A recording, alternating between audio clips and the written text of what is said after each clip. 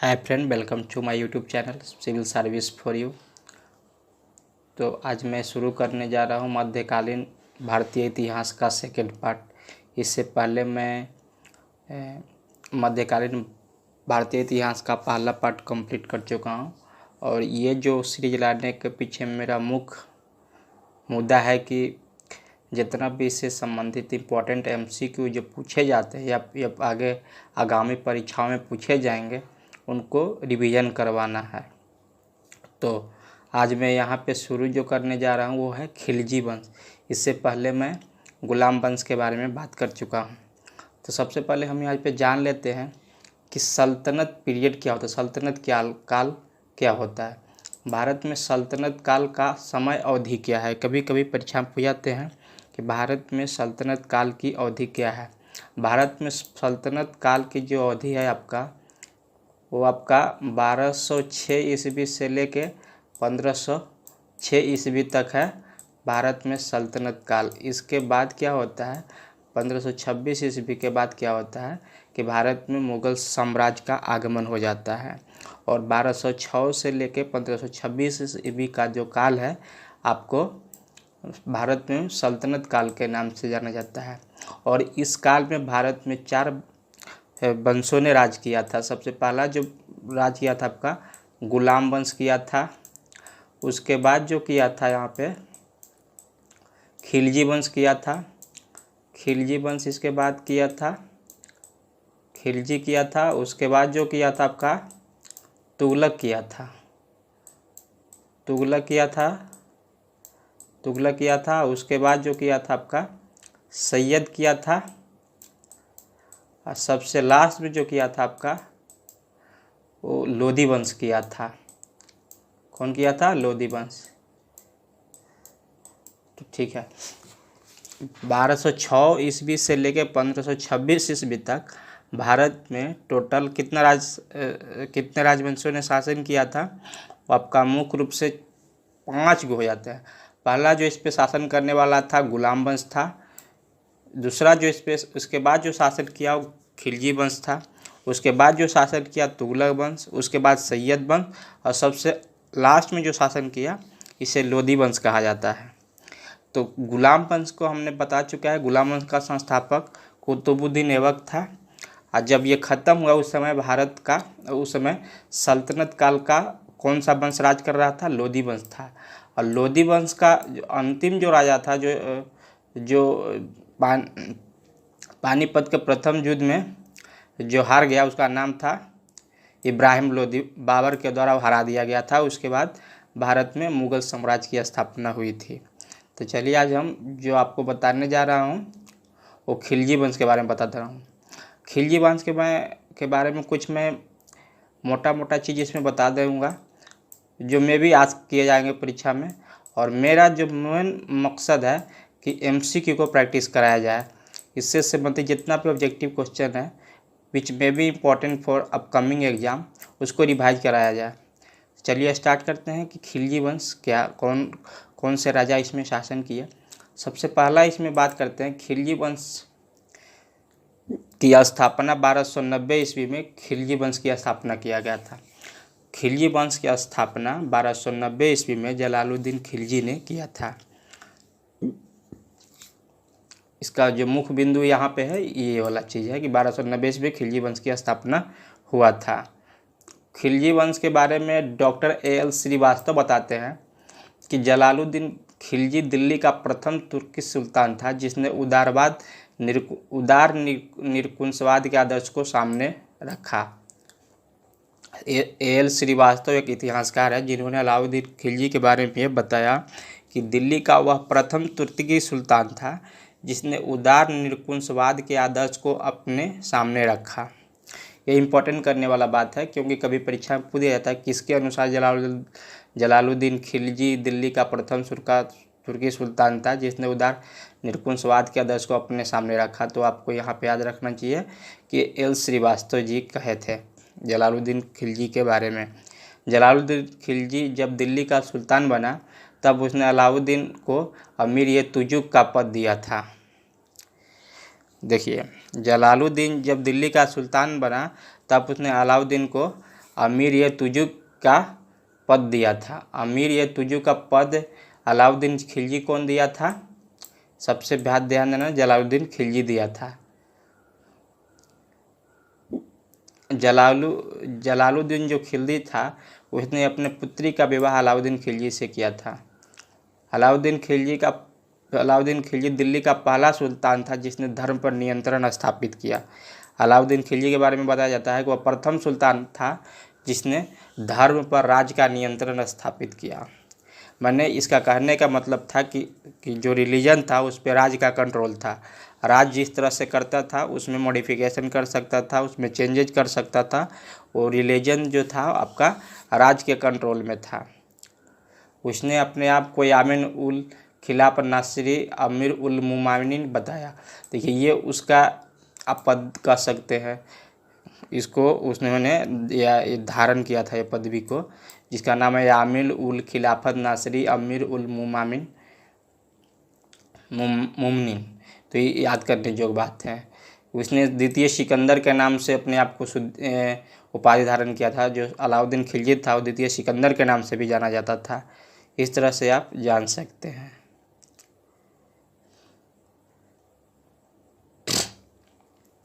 ठीक है, तो मैं इसमें जो कराने जा रहा हूँ आपको MCQ कराने जा रहा हूँ, तो MCQ पे ही मुझे इस पे फोकस है। तो इस MCQ को ध्यान दीजिए, वैसे आप अपने से इसको देख सकते हैं। इसका जो पहला जो क्वेश्चन है वो कौन सा देखते हैं। पहला जो क्वेश्चन है, देखिए पहला जो क्वेश्चन कह रहा है, जब उसने राजत्व प्राप्त किया तो वह शरीयत के नियमों और आदेशों से पूर्णतः स्वतंत्र था। बर्नी ने यह कथन किस सुल्तान के विषय में कहा है? बर्नी यह कहा था, किस सुल्तान के बारे में यह कहा था कि जब उसने किंगशिप प्राप्त किया, किंगशिप कहने का मतलब रजत्व है होता है, जब वह रजत्व प्राप्त किया तो वह शरीयत के नियमों और आदर्शों से पूर्णतः स्वतंत्र था। मतलब उसने जब राजा का रूप धारण किया तो उस शरीयत का जो भी नियम था उससे अपने आप को मुक्त कर दिया। यह कथन किसके बारे में कहा जाता है? इसका पहला ऑप्शन कहता है इल्तुतमिश, दूसरा जो कहता है बलबन, और तीसरा जो कहता है अलाउद्दीन खिलजी, डी कहता है मोहम्मद बिन तुगलक। तो आपका सही आंसर जो बनता है आपका सी बनता है। उसने किसके बारे में कहा था? अलाउद्दीन खिलजी के बारे में कहा था। अलाउद्दीन खिलजी के बारे में बर्नी यह कहा था कि उसने जब अलाउद्दीन खिलजी जब राजत्व प्राप्त कर लिया तो शरीयत के सारे नियमों से मुक्त हो गया या स्वतंत्र हो गया। शरीयत करने का मतलब होता है मुसलमानों का एक कानून कह सकते हैं। मुसलमान जो भी कार्य करते हैं वो शरीयत के अनुसार करते हैं। तो जब ये अलाउद्दीन खिलजी अपना राज्याभिषेक किया तो उसने पूर्ण रूप से अपने आप को मुक्त कर दिया शरीयत के नियमों से। तो चलिए हम ये जान चुके हैं क्वेश्चन को। चलिए अब सेकेंड जो क्वेश्चन कर रहा है कौन सा है, कौन सा सुल्तान नया धर्म चलाना चाहता था किंतु उलेमों ने विरोध किया? देखिए अलाउद्दीन खिलजी एक ऐसा सुल्तान था जो अपने आप से एक नया धर्म चलाना चाहता था, लेकिन उलेमाओं ने विरोध किया। उलेमा कौन होते हैं? उलेमा वे लोग होते हैं जो मुस्लिम धर्म के प्रवक्ता होते हैं। मतलब मुस्लिम धर्म के बारे में जिनकी ज़्यादा जानकारी होती है वही उनको उलेमा कहा जाता था। तो उलेमा ने सुल्तान मोहम्मद अलाउद्दीन खिलजी को नए धर्म चलाने से रोका। अलाउद्दीन खिलजी इसके आंसर हो जाएगा। इसमें जो क्वेश्चन कर रहा है कौन सा सुल्तान नया धर्म चलाना चाहता था किंतु उलेमाओं ने विरोध किया, तो किसको विरोध किया था? अलाउद्दीन खिलजी को। अलाउद्दीन खिलजी एक नया धर्म चलाना चाहते थे लेकिन उलेमाओं ने उनको विरोध कर दिया। उलेमा जान चुके हैं कि उलेमा एक तरह के ऐसे लोग होते हैं जो शरीयत होता है, शरीयत के अनुसार वे कार्य करते हैं। दिल्ली के किस सुल्तान ने सिकंदर सानी की मनोपधि धारण किया था? कहने का मतलब है कि दिल्ली का कौन सा ऐसा सुल्तान था जो अपने आप को सिकंदर सानी के नाम से जाना जाता है या सिकंदर सानी के नाम से अपने आप को घोषणा किया? कौन सा सुल्तान था? आपका डायरेक्ट हम आंसर ही बता देते हैं। इसका डायरेक्ट जो आंसर होगा आपका अलाउद्दीन खिलजी था। अलाउद्दीन खिलजी को सिकंदर सानी के नाम जाना था। सिकंदर सानी लिखा है तो सिकंदर सानी भी होता है, कहीं कहीं लिखा मिलेगा। तो सिकंदर सानी के नाम से कौन सा सुल्तान जाना जाता था? तो अलाउद्दीन खिलजी जाना जाता था। अलाउद्दीन खिलजी के प्रसिद्ध सेनापतियों में किसकी मंगोलों के विरुद्ध लड़ते हुए मृत्यु हुई थी? तो ये बहुत ही इंपॉर्टेंट क्वेश्चन है कि जब अलाउद्दीन खिलजी जब मुगलों से लड़ रहा था तो उसका सेनापति जो मारा गया उसका नाम क्या था?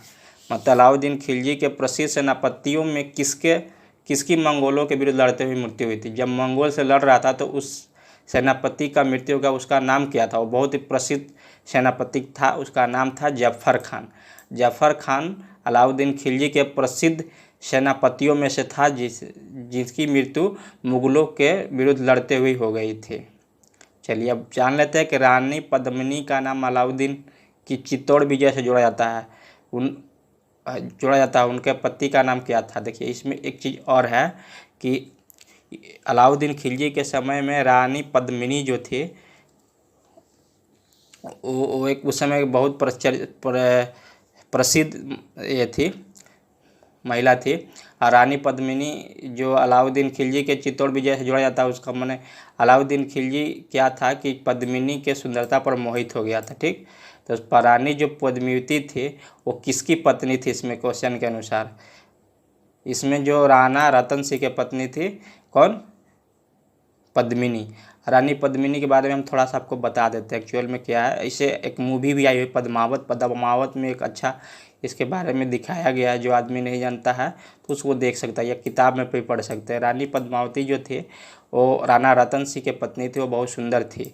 एक्चुअली उससे वो जो अलाउद्दीन खिलजी था उसको वो पसंद आ गया था, वो जो चाहता था उसे विवाह करना चाहता था। तो एक्चुअल में क्या हुआ कि तो इसी के अब इसको ज़्यादा हम बताना नहीं चाहेंगे, आप देख सकते हैं इसको क्योंकि टाइम बहुत ज़्यादा हो जाएगा।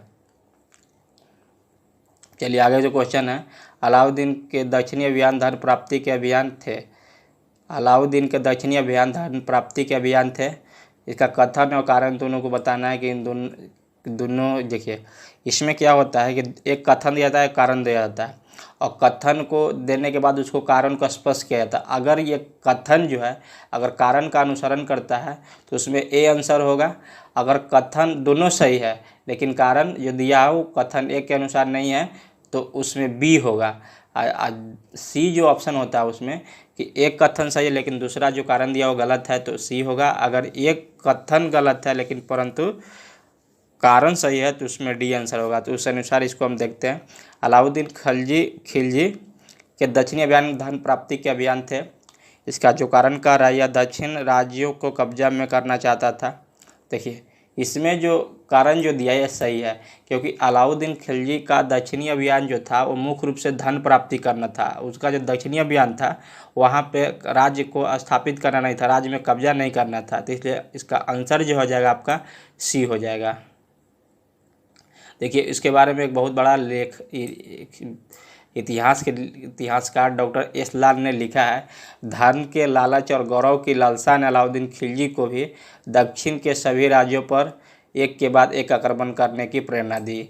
डॉक्टर एस लाल के अनुसार अगर माने तो अलाउद्दीन खिलजी का जो दक्षिणी अभियान था वो मुख्य रूप से धन के लालच था और धन को वहाँ से लाना ही इसका मुख्य मुद्दा था। किसका? अलाउद्दीन खिलजी का। किसके अनुसार? डॉक्टर एस लाल के अनुसार। चलिए क्वेश्चन नंबर 7 देख लेते हैं। क्वेश्चन नंबर 7 जो कर रहा है, अलाउद्दीन खिलजी के आक्रमण के समय देवगिरी का शासक कौन था? ये बहुत इंपॉर्टेंट क्वेश्चन है। देखिए बहुत बार पूछा है बीपीएससी 60, 47, 53, 55 तीनों में पूछा है। अक्सर ये पूछा था, हर परीक्षा में पूछा था, इसलिए यह इंपॉर्टेंट क्वेश्चन है। इसको याद रखिएगा कि अलाउद्दीन खिलजी जब देवगिरी में आक्रमण किया था उस समय वहाँ का राजा कौन था? तो रामचंद्र देव जी थे। चलिए अब इसमें हम क्या है कि मैच द कॉलम करना है। इसमें है क्या कि अलाउद्दीन खिलजी जब आक्रमण किया था तो उस समय भिन्न भिन्न जगहों पे कौन से राजा राज कर रहा था? देखिए रणथंभौर की अगर बात करें, इसका जो ऑप्शन है डी है तो इसको हम डायरेक्ट मिलान कर देते हैं। रणथंभौर में जब आक्रमण किया था तो उस समय कौन था वहाँ का राजा? हमीरदेव थे। जब आक्रमण वहाँ पे अलाउद्दीन खिलजी किए थे रणथंभौर में तो रणथंभौर के राजा हमीरदेव थे। और ये जो कह रहा है आपका चित्तौड़, तो चित्तौड़ के उस समय राजा कौन था? राजा राणा रतन सिंह थे। चित्तौड़ पर जब आक्रमण किया था तो उस समय वहाँ का राजा कौन था? राणा रतन सिंह। और देवगिरी में जब आक्रमण किया था तो उसमें देवगिरी का राजा कौन थे? कर्णदेव। और गुजरात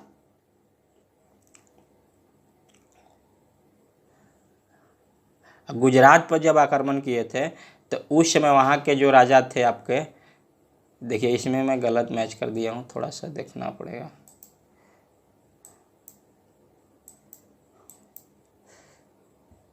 देखिए रणथंभौर में जब किए थे तो उस समय वहाँ का राजा कौन था? रणथंभौर का राजा था हमीरदेव। रणथंभौर का राजा कौन था? हमीरदेव था। और चित्तौड़ का राजा कौन था? राजा राणा रतन सिंह थे। और देवगिरी का जो थे, देवगिरी का कौन थे? देवगिरी के थे रामचंद्र राम राजा राय रामचंद्र। और गुजरात के जो था उस समय कर्णदेव थे वहाँ के राजा। तो हम ये जान चुके हैं कि ये जो साम्राज्य थे, रणथंभौर था, चित्तौड़ था, देवगिरी था, गुजरात था, उस समय अलाउद्दीन खिलजी जब आक्रमण किया था तो वहाँ का राजा कौन कौन थे? तो हम ये जान चुके हैं कि रणथंभौर के राजा कौन थे? हमीरदेव थे। चित्तौड़ के राजा कौन थे? राणा रतन सिंह थे। देवगिरी के कौन थे? राजा राय रामचंद्र। और गुजरात के कौन थे? कर्णदेव। चलिए इसमें क्या क्या दिए गए मानचित्र को ध्यान से देखिए, क्या पूछ रहा है इसमें। मानचित्र में निर्दिष्ट मार्ग का अनुसरण अपने सैन्य अभियान में किसने किया है? कौन सा निर्दिष्ट मार्ग है? अच्छा, इसमें जो मार्ग दिखा रहा है, ये वाला जो मार्ग दिखा रहा है, वो मार्ग को किसने अनुसरण किया था? तो इसका हमने कौन सा व्यक्ति उसको अनुसरण किया था दक्षिण जाने के लिए? तो मालिक कफूर था। मालिक कफूर कौन था? ये अलाउद्दीन खिलजी का सेनापति था। अलाउद्दीन खिलजी का जो सेनापति था वो दिल्ली से सीधे इसी रास्ते से होके दक्षिण पे अभियान किया था। और मालिक कफूर किसका सेनापति था? अलाउद्दीन खिलजी का था। इसमें वही पूछ रहा था कि ये जो रास्ता जो फॉलो किया था, जो रास्ता जिसने अनुसरण किया था, उस व्यक्ति का नाम क्या था? अलाउद्दीन खिलजी का सेनापति मालिक कफूर। 10 नंबर क्वेश्चन देखते हैं। किस सुल्तान के काल में खालिसा भूमि अधिक पैमाने में विकसित किया गया था? खालिसा भूमि को अधिक पैमाने पर कौन विकसित किया था? अलाउद्दीन खिलजी। अलाउद्दीन खिलजी के राजस्व और लगान व्यवस्था का मुख्य उद्देश्य एक शक्तिशाली और निरंकुश राज्य की स्थापना करना था। उसने उन सभी व्यक्तियों से भूमि छीनी जिन्होंने वह मिलकर राज द्वारा प्रदत्त संपत्ति, इनाम, इदारत, पेंशन वह के रूप में मिला था। यह क्या किया था अलाउद्दीन खिलजी? जिस व्यक्ति को पहले जो दिया था गया था दान स्वरूप, जितना भी धन संपत्ति दिया गया था, भूमि को दान दिया गया था, उसको वापस ले लिया था अलाउद्दीन खिलजी। किस सुल्तान के बारे में कहा जाता है कि उसने भूमि कर के उत्पादन के 50% तक कर दिया था? कह रहा है कि कौन सा ऐसा सुल्तान था जिसने भूमि पर जो टैक्स लेता था उसको 50% कर दिया गया था। मतलब जितना भी आप भूमि पर उपजा रहे हो उसका आधा देना होगा किसको? अलाउद्दीन खिलजी को। तो कौन? वही मैं तो आंसर बता दिया डायरेक्ट। इसका आंसर जो हो जाएगा अलाउद्दीन खिलजी होगा। अलाउद्दीन खिलजी का किया था कि भूमि पर 50% टैक्स कर दिया, जितना भी आप उपजा रहे हो उसका आधा अलाउद्दीन खिलजी को देना होगा। अब बात करते हैं 12 क्वेश्चन नंबर। सुल्तान जिसने बढ़ाकर भू राजस्व उपज का 50% कर दिया, अलाउद्दीन खिलजी। वही जो था अभी मैं बताया, अलाउद्दीन खिलजी भी वही क्वेश्चन है। निम्न कथनों पर विचार किए जो अलाउद्दीन खिलजी से संबंधित। बोल रहा है कि इनमें से कौन से ऐसे कथन हैं जो अलाउद्दीन खिलजी से संबंधित है। पहला जो कथन करा, उसने कृष्ट जमीनों पे पैमाइश के बाद ज़मीन की मालगुजारी वसूल की। देखिए एक सुल्तान जो था ज़मीनों के मालगुजारी वसूल कर रहता था, तो यही से संबंधित था। उसने लगान व्यवस्था को अपनी पूरी सल्तनत में लागू किया। इसके बारे में कहीं जानकारी नहीं मिलती है, तो इसलिए सही नहीं है यह। उसने प्रांतों के गवर्नर के अधिकारों को समाप्त कर दिया, यह सही है। इसमें सी आंसर होगा।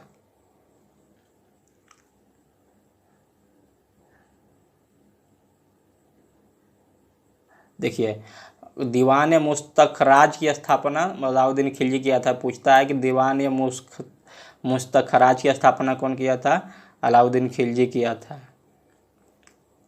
चलिए 14 क्वेश्चन नंबर देखते हैं। 14 नंबर क्वेश्चन देख लेते हैं। अलाउद्दीन खिलजी ने दिल्ली में मूल नियंत्रण लागू किया था, यह सही है।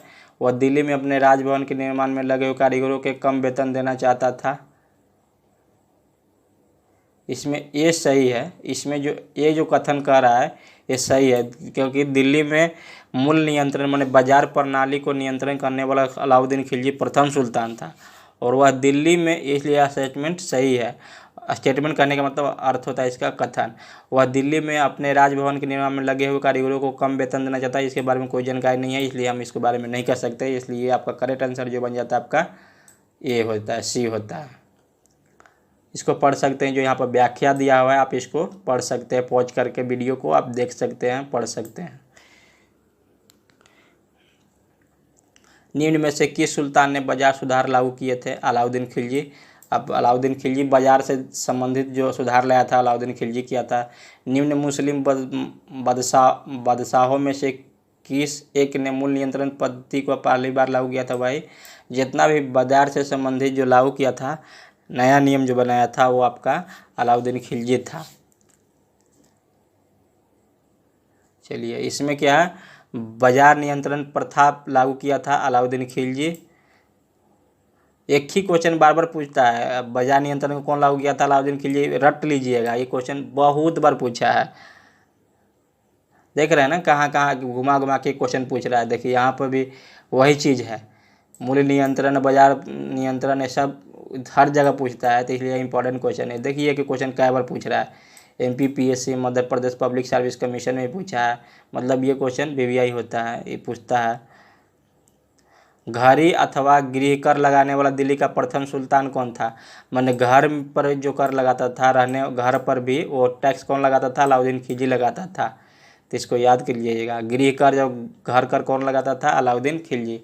1306 ईस्वी के बाद अलाउद्दीन खिलजी के समय दिल्ली के सुल्तान तथा मुगलों के बीच सीमा क्या था? देखिए कह रहा है कि 1306 ईस्वी में दिल्ली सुल्तान और मुगलों के बीच के सीमा रेखा कौन था? तो सिंधु रेखा था, सिंधु नदी था। सिंधु जो मान लीजिए सिंधु नदी है, तो सिंधु नदी के ई पार जो था दिल्ली सल्तनत था, और उस पार जो था मुगल था। तो बता रहा है, कह रहा है जो क्वेश्चन आपको कि दिल्ली सल्तनत और मुगलों के बीच में कौन सा सीमा रेखा था? तो ये सिंधु जो था बीचों बीच था, यही दोनों का सीमा रेखा था। सिंधु जो था एक सीमा रेखा के रूप में कार्य करता था। किसके बीच? मुगलों और दिल्ली सल्तनत के बीच। चलिए, यहाँ सल्तनत तुगलक वंश के बारे में दे रहा है। ये हम जो डिस्कस करिए तीसरा सल्तनत किंग है, तीसरा सुल्तानत वंश है, सल्तनत वंश है, जिसको तुगलक वंश कहते हैं। तुगलक वंश के बारे में थोड़ा सा देख लेते हैं। तुगलक अलाउद्दीन के सेनापतियों में गयासुद्दीन तुगलक या गाजी मालिक तुगलक वंश का प्रथम संस्थापक था। देखिए गयासुद्दीन तुगलक को ही गाजी मालिक कहा जाता था, और गाजी मालिक या गयासुद्दीन तुगलक अलाउद्दीन के सेनापति थे, उसने ही तुगलक वंश की स्थापना किया था। इसको पॉज करके आप देख सकते हैं। मुझे बहुत वीडियो कराना है, इसलिए मैं आपको अभी नहीं बता सकता हूँ। देखिए एक चीज़ और इम्पोर्टेंट दिख रहा है मुझे, दीवान ए अमीर कोही की स्थापना मोहम्मद बिन तुगलक कहा जाता है, किया था। मोहम्मद बिन तुगलक के प्रयास में सबसे महत्वपूर्ण था राजधानी दिल्ली से दौलतागिरी को लाना। इसका मुख्य कार्य ये भी था कि इसने दिल्ली से राजधानी को दौलताबाद ट्रांसफ़र किया था, ले गया था। इसको पॉज करके आप देख सकते हैं। मेरा मकसद है क्वेश्चन कराना इसमें। अमीर ये कोही एक नया विभाग की सुल्तान द्वारा किया गया था, तो मोहम्मद बिन तुगलक ने अमीर ये कोही विभाग की स्थापना किया था। इसमें क्वेश्चन कुछ छूट गया है, इसमें डायरेक्ट 5 क्वेश्चन है। 6 जो क्वेश्चन करा, दिल्ली के किस सुल्तान ने एक पृथक कृषि विभाग की स्थापना किया था? मोहम्मद बिन तुगलक। देखिए कृषि विभाग को अमीर ये कोही के नाम से जाना जाता है। दीवान ए अमीर ये कोही जो एक कृषि विभाग था, किसने स्थापना किया था? मोहम्मद बिन तुगलक। दीवान ये कोही, देखिए ये क्वेश्चन बहुत इंपॉर्टेंट है। उसमें जो बाजार नियंत्रण अलाउद्दीन खिलजी, और इसमें जो कृषि विभाग, ये बहुत इंपॉर्टेंट क्वेश्चन है, पूछता है। दीवान ए कोही की स्थापना मोहम्मद बिन तुगलक किया था। मोहम्मद बिन तुगलक अपनी राजधानी दिल्ली से दौलताबाद लिया गया था। दिल्ली से दौलताबाद राजधानी स्थानांतरण करने का आदेश तो सुल्तान मोहम्मद बिन तुगलक का आदेश था। देखिए इसका जो मुख्य जो काम था, इसका पहला जो था, इसने दीवान या अमीर कोही की स्थापना किया था। दूसरा जो इसका काम था, दिल्ली से दौलताबाद तक राजधानी ले गया था। दौलताबाद दक्षिणी भारत में पड़ता है, तो इसने दिल्ली से दौलताबाद राजधानी ले गया था। इसे सनकी सुल्तान के नाम जानता था। ये पागला सुल्तान था, पागल सुल्तान के नाम से। पढ़ा लिखा बहुत था, लेकिन इसका जो भी योजना बनाता था वो कभी सफल नहीं होता था। माने पढ़ा लिखा ये असफल व्यक्ति था। सुल्तानों में सबसे ज़्यादा पढ़ा लिखा यही था, मोहम्मद बिन तुगलक। लेकिन इसका जो एजेंडा होता था बहुत बड़ा होता था, लेकिन उस पर ये अमल नहीं कर पाता था। इस तरह से यह असफल रहा अपने अभियानों में। भारत में सर्वप्रथम सकेंद्री मुद्रा प्रचलन मोहम्मद बिन तुगलक ने किया था। देखिए इसका 3 बड़ा चीज़ है। एक जो है आपका सबसे बड़ी बात, पहला जो है आपका कौन सा है, दीवान या अमीर कोही की स्थापना। दूसरा जो इसका है दिल्ली से दौलताबाद की राजधानी ले जाना। और तीसरा सबसे बड़ी बात था कि इसने सांकेतिक मुद्रा को प्रचलन किया था। तो ये तीनों चीज़ इनके बारे में याद करके रखिएगा। 11वां क्वेश्चन नंबर देख लेते हैं। मोहम्मद बिन तुगलक ने एक नया स्वर्ण सिक्का जारी किया जो इब्न बतूता द्वारा दिनार कहलाया गया। कह रहा है कि मोहम्मद बिन तुगलक एक नया सिक्का सोने का जारी किया, उसको इब्न बतूता द्वारा क्या कहा गया, दिनार कहा गया। क्या यह स्टेटमेंट सही है? तो ये स्टेटमेंट आपका सही है। ये जो कहा गया इसके बारे में सही बात है कि उसने स्वर्ण का सिक्का जारी किया जिसको इब्न बतूता दिनार कहा है। उसके बारे में जो स्टेटमेंट दिया गया वो बिल्कुल सही है।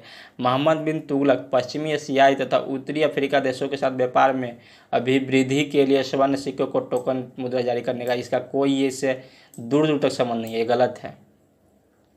तो इसका जो सही आंसर हो जाएगा सी हो जाएगा, क्योंकि ए सही है परंतु आर गलत है।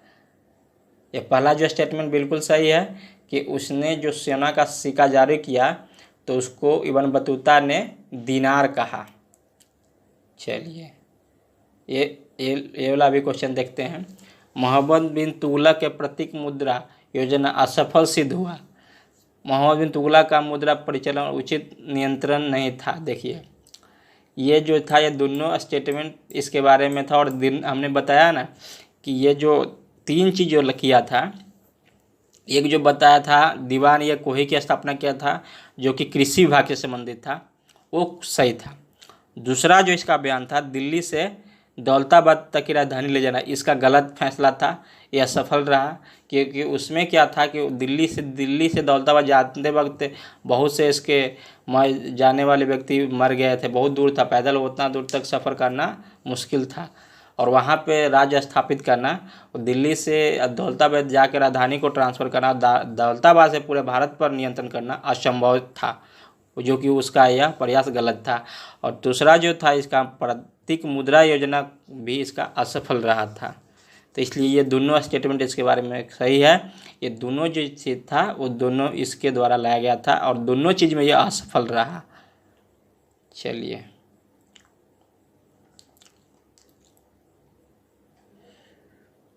13 नंबर क्वेश्चन देखते। मूर देश का यात्री इब्न बतूता किसके शासनकाल में भारत आया? ये भी इंपॉर्टेंट क्वेश्चन है। इब्न बतूता किसके शासन में भारत आया? तो आपको याद रखना चाहिए कि मोहम्मद बिन तुगलक के समय में इब्न बतूता भारत आया था। इब्न बतूता किसके, देखिए ये इंपॉर्टेंट बहुत क्वेश्चन है, ये जो बार बार पूछता है। देखिए क्वेश्चन में 2 बार 3 बार पूछेगा। इब्न बतूता भारत में किसके शासनकाल में आया? तो इब्न मोहम्मद बिन तुगलक के काल में आया। किसने सल्तनत काल में डाक व्यवस्था विस्तृत विवरण दिया? तो इब्न बतूता। देखिए एक चीज़ बड़ी इंपॉर्टेंट चीज़ है कि जो डाक जो सिस्टम आज देख रहे हैं, तो सल्तनत काल में कौन सा ऐसा इतिहासकार था जो डाक व्यवस्था को पूर्ण रूप से विवरण देता है? तो डाक व्यवस्था को पूर्ण रूप से जो विवरण देने वाला व्यक्ति था और इतिहासकार जो था उस सल्तनत काल में, वो इब्न बतूता था। इब्न बतूता सल्तनत काल में डाक व्यवस्था को पूर्ण रूप से जानकारी देता है। तो इसलिए इसका आंसर बी हो जाएगा, इब्न बतूता। होली त्यौहार के सार्वजनिक उत्सव में भाग लेने वाला दिल्ली का प्रथम सुल्तान था मोहम्मद बिन तुगलक। मोहम्मद बिन तुगलक इसका स्वभाव बहुत अच्छा था, सबसे मिलजुल कर रहता था। तो ये चूँकि मुसलमान था, लेकिन उस समय क्या होता, जब होली का त्यौहार मनता था तो ये भाग लेता था व्यक्ति मोहम्मद बिन तुगलक। तो होली या नवरोज कोई भी त्यौहार, तो सब किसी भी धर्म का त्यौहार जब मनता था तो ये आदमी उसमें शरीक होता था, भाग लेता था। तो इसमें जो क्वेश्चन कर रहा है कि होली त्यौहार के सार्वजनिक उत्सव में भाग लेने वाला दिल्ली का प्रथम सुल्तान कौन था? तो मोहम्मद बिन तुगलक जो था वो भाग लेता था। दिल्ली के किस मुस्लिम शासक के निधन पर एक इतिहासकार ने कहा, राजा को प्रजा से मुक्ति मिली वह उन्हें राजा से। इसके बारे में कहा, एक इतिहास ने कहा है, इतिहासकार ने, एक्चुअल जो कहने वाला था कोई दूसरा कोई नहीं था, बर्नी था। बर्नी जो इसके बारे में कहता है कि सॉरी बर्नी नहीं, बदायूनी कहता है। बदायूनी इसके बारे में कहता है कि राजा को जब इसका मृत्यु हो गया था, राजा को प्रजा से मुक्ति मिली वह उन्हें राजा से। तो मोहम्मद बिन तुगलक के बारे में इसको जो कहने वाला व्यक्ति था बदायूनी था। यहाँ पर दिया हुआ है देखिए कि बदायूनी ने लिखा है कि सुल्तान को उसकी प्रजा से, प्रजा को अपने सुल्तान से मुक्ति मिल गई जब यह मर गया। इतिहासकार बदायूनी ने किसके मृत्यु पर कहा था कि सुल्तान को अपनी प्रजा से और प्रजा से मुक्ति मिल गई? तो मोहम्मद बिन तुगलक के बारे में कहा था बदायूनी ने कि सुल्तान को अपनी प्रजा से और प्रजा को सुल्तान से मुक्ति मिल गई। चलिए अगला जो क्वेश्चन देख रहे हैं, निम्नलिखित में से किस सुल्तान ने बेरोजगारों को रोजगार दिलवाया था? फिरोज तुगलक। देखिए बेरोजगारों का रोजगार कौन दिलाया था? फिरोज तुगलक। फिरोज तुगलक ने बेरोजगारों को रोजगार दिलाया था। बेरोजगारों के सहायतार्थ दिल्ली के निम्नलिखित सुल्तानों में से किसने रोजगार कार्यालय की स्थापना किया था? फिरोज तुगलक। देखिए रोजगार से संबंधित जो भी आएगा क्वेश्चन और सल्तनत काल से होगा तो फिरोज शाह तुगलक आप आंख मूंद के लगा दीजिएगा, क्योंकि यही जो व्यक्ति उस समय का, ये बहुत, इसका जो नियम कानून था बहुत अच्छा था। ये हर चीज़ बहुत एडमिनिस्ट्रेटिव ढंग से करता था फिरोज शाह तुगलक, और ये सफल सुल्तान भी था फिरोज शाह तुगलक के समय में। इसका नीति बहुत ही लाभकारी होता था, परोपकारी भी होता था। तो रोजगार की स्थापना किसने किया था? फिरोज शाह तुगलक में। एक चीज़ और इसके बारे में जान लीजिए कि इसके समय में सबसे ज़्यादा गुलाम खटते थे, इसके शासन में सबसे ज़्यादा गुलाम रहते थे। फिरोज शाह तुगलक के समय में सबसे ज़्यादा गुलाम रहते थे, याद रखिएगा। और रोजगार दिलाने का इसने ही काम शुरू किया था, और रोजगार कार्यालय की भी इसने स्थापना किया था। निम्नलिखित दिल्ली का सुल्तान जो दान दक्षिणा के बारे में काफ़ी ध्यान रखता था और उसके लिए एक विभाग दीवान एक खैरात फिरोज तुगलक ने बनाया था। देखिए ये फिरोज शाह तुगलक दानी था, इसने दान देने के लिए अलग से एक विभाग बनाया था जिसका नाम था दीवान खैरात। दीवान खैरात के तहत लोगों को यह दान देता था। दान देने वाला संस्था को क्या नाम था? दीवान खैरात। कौन बनाया था? फिरोज शाह तुगलक। कभी पूछता है कि दीवान खैरात क्या था? दान देने वाला एक संस्था या विभाग। निम्नलिखित में से किस सुल्तान के बारे में सबसे अधिक गुलाम थे? अभी मैं बताया कि फिरोज शाह तुगलक के समय में 45th बीपीएससी का क्वेश्चन है, इंपॉर्टेंट क्वेश्चन है कि पूछा जाता है कि सबसे अधिक गुलाम किसके समय में रहता था? तो फिरोज शाह तुगलक के समय में रहता था। और इस क्या था, गुलामों के लिए अलग से विभाग बनाया था जिसको इसने दीवान या बंदगान कहा। देखिए चीज़ और याद करने जो है कि दीवान खैरात किसने बनाया था? तो फिरोज शाह तुगलक ने बनाया था। दीवान खैरात क्या था? एक दान विभाग था, और इसके समय में गुलाम सब ज़्यादा रहता था, तो उसके लिए एक अलग से विभाग बनाया था, दीवान बंदगान इसने बनाया था। मध्यकालीन भारतीय राजाओं के संदर्भ में निम्नलिखित में से कौन सा कथन सही है? देखिए अलाउद्दीन खिलजी ने पहला एक अलग आरिज विभाग बनाया था। कथन सही बताना आपको मैं, ये सही गलत है। दूसरा जो करा बलबन ने अपनी सेना के घोड़ों को दागने की पद्धति शुरू की थी, ये सही गलत है, क्योंकि ये जो प्रथा लाया था वो अलाउद्दीन खिलजी लाया था। देखिए और ध्यान देने जो बात है, जिसमें से एक और क्वेश्चन बन रहा है कि जो सेना में जो घोड़ा होता था उसके दागने की प्रथा जो शुरू किया था वो अलाउद्दीन खिलजी किया था। तो यहाँ बलबन दिया गलत है। मोहम्मद बिन तुगलक के बाद दिल्ली की गद्दी पर उसका चाचा बैठा, ये उल्टा है, ये गलत क्वेश्चन दिया है, क्योंकि इसने अपने चाचा को हटा के खुद गद्दी पर बैठा था मोहम्मद बिन तुगलक, तो इसलिए उलट है ये क्वेश्चन। ये भी गलत है स्टेटमेंट। आपका जो सही का स्टेटमेंट बनता है वो डी बनता है। फिरोज तुगलक ने गुलामों का एक अलग विभाग बनाया था जिसका नाम दीवान बंदगान था। मुगलों से मुकाबला करने के लिए बलबन ने एक सैन्य विभाग बनाया था, दीवान एर्ज। कुछ ज़्यादा इसमें दिया है, देख सकते हैं। चलिए सर्वप्रथम लोक निर्माण विभाग की स्थापना कौन किया था?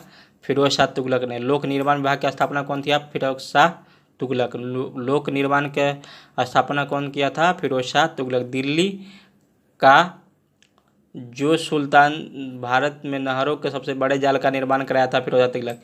देखिए इसके बारे में बहुत चीज़ है, अच्छा चीज़ है। इसके समय सबसे ज़्यादा गुलाम रहते थे। इसने दान विभाग की स्थापना किया था।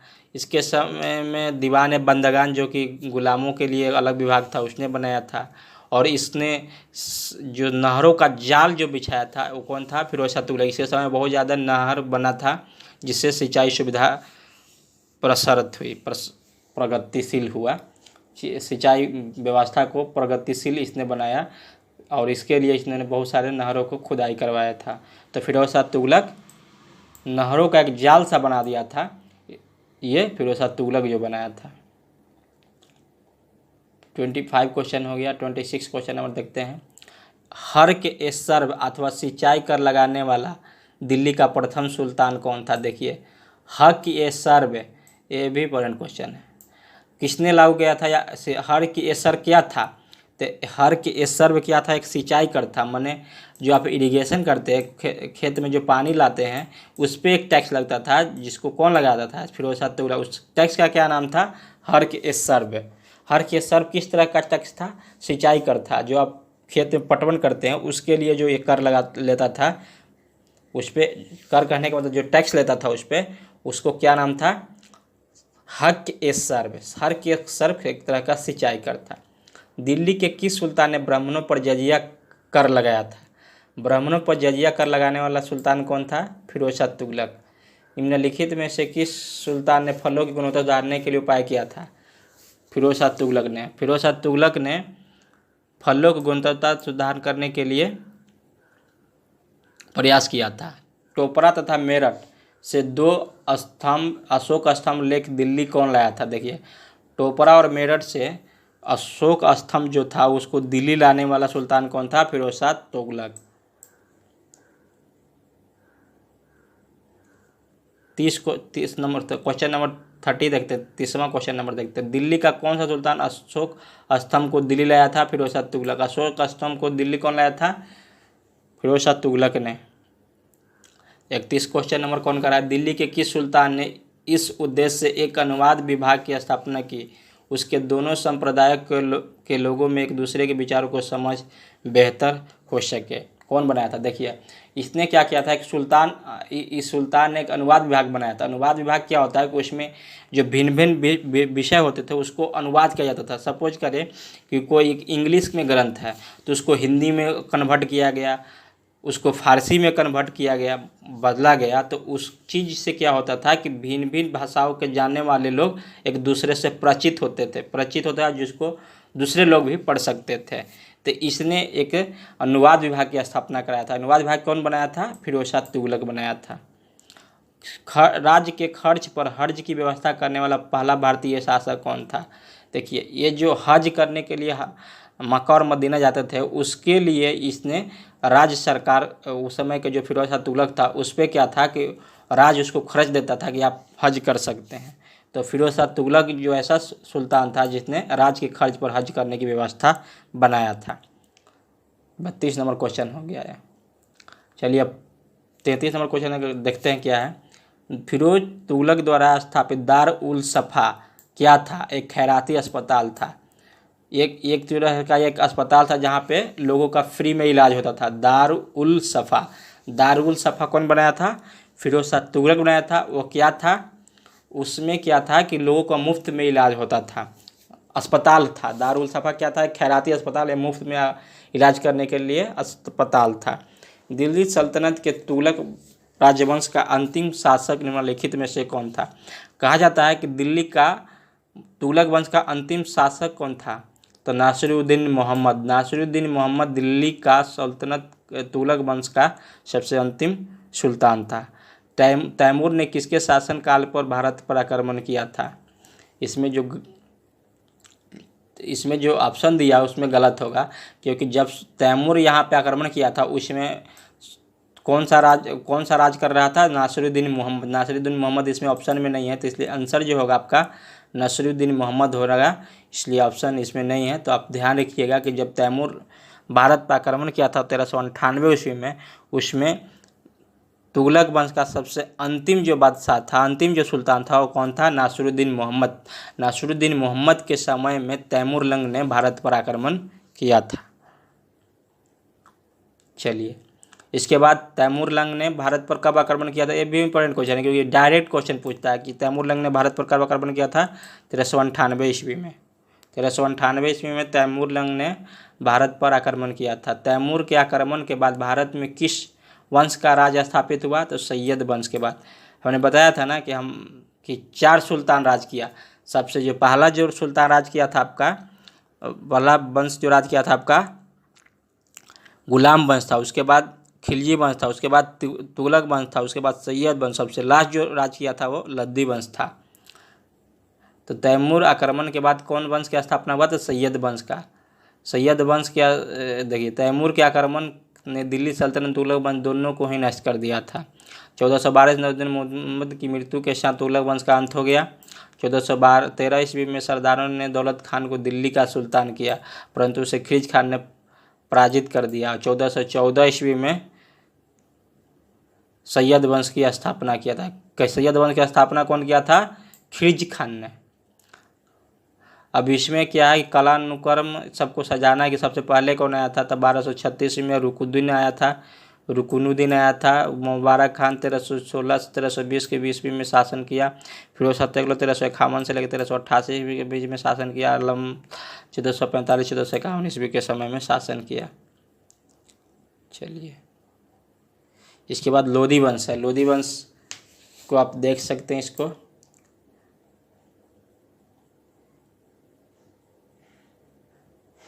सबसे पहला जो लोधी वंश से संबंधित क्वेश्चन है, निम्नलिखित सल्तनत शासकों में से कौन अफगान मूल के थे? तो लोधी जो था अफगान मूल का था, अफगानिस्तान से आया हुआ था।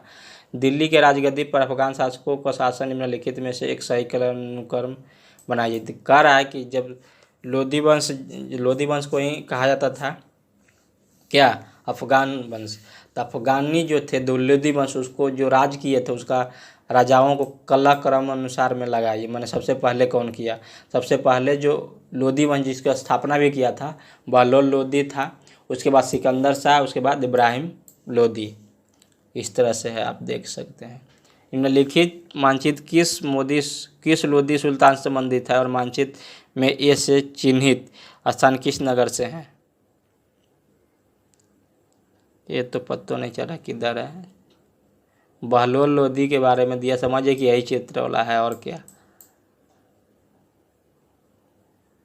महाराणा सांगा ने इब्राहिम लोधी को किस युद्ध में पराजित किया था? खतौली के युद्ध में। देखिए, महाराणा सांगा ने इब्राहिम लोधी को किस युद्ध में पराजित किया था? तो खतौली के युद्ध में पराजित किया था। और खतौली का युद्ध कब हुआ था? 1518 ईस्वी में महाराणा सांगा इब्राहिम लोधी के बीच में हुआ था। इसमें इब्राहिम लोधी पराजित हो गया था। निम्नलिखित में से किस सुल्तान ने एक नगर बसाया जहां आगरा है?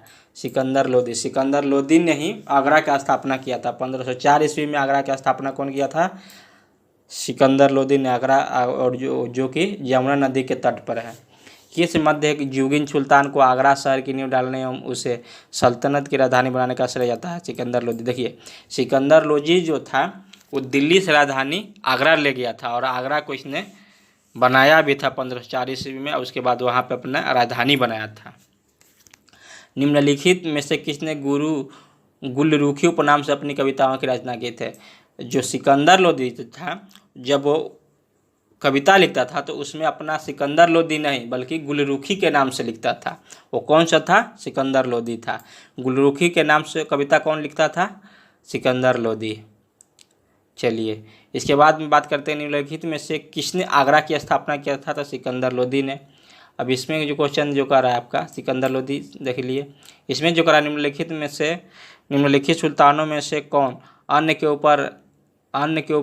ऊपर कर समाप्त करने के लिए जाना जाता है? सिकंदर लोधी को। देखिए, सिकंदर जो लोधी था, जो अन्न जो होता था फूड ग्रेन जिसे वो कहते हैं, उस पर इसने कर को समाप्त कर दिया। मैंने किसी भी तरह से अनाज है उस पर यह कर नहीं लेता था, इसने ये ख़त्म कर दिया था सिकंदर लोधी ने।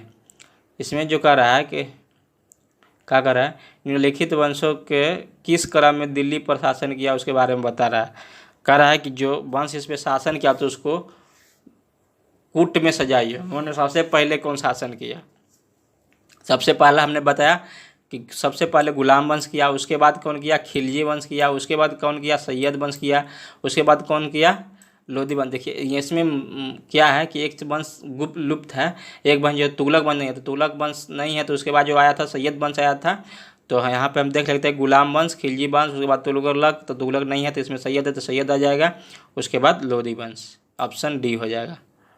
इनमें कौन गुलाम वंश का शासक नहीं था? इनमें कौन गुलाम वंश का नहीं था? इसमें कह रहा है कि इसमें से कौन सा ऐसा जो है सुल्तान वो गुलाम वंश का नहीं था। बलबन गुलाम वंश का था, इल्तुतमिश गुलाम वंश का था, कुतुबुद्दीन ऐबक गुलाम वंश का था, लेकिन इब्राहिम लोदी किससे था? ये आपका लोधी वंश था। इसके लिए आंसर जो हो जाएगा आपका ई हो जाएगा डी, क्योंकि ये सभी जो थे गुलाम वंश के थे। ये इब्राहिम लोदी था, लोधी वंश का था। चलिए इस तरह से ये ख़त्म हुआ। इसके बाद विजयनगर साम्राज्य को मैं थोड़ा इसमें डिटेल में बताऊंगा। तो धन्यवाद दोस्तों, थैंक यू। इस वीडियो को शेयर करें, लाइक करें।